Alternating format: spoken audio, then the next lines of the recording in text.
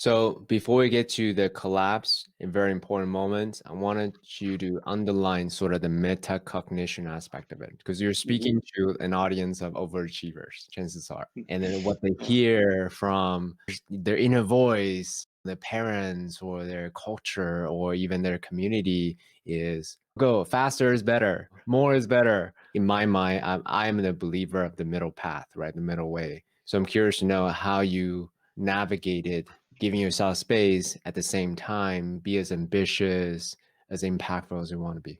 First, I had to learn the hard way, and that's when my life came to a screeching halt and I fell bedridden for 3 months with a very chronic illness. But then since then, and since I've slowly climbed out of that health collapse, what I've had to do on a day-to-day, moment-to-moment basis is build in rhythms and rest. You have to, it becomes part of your daily discipline, part of your daily doing, where you become very intentional about specific moments in the day where you do slow down, where you do that work of non doing. And I know that on the days when I take that time and make that a priority, that the best of my life emerges from those moments.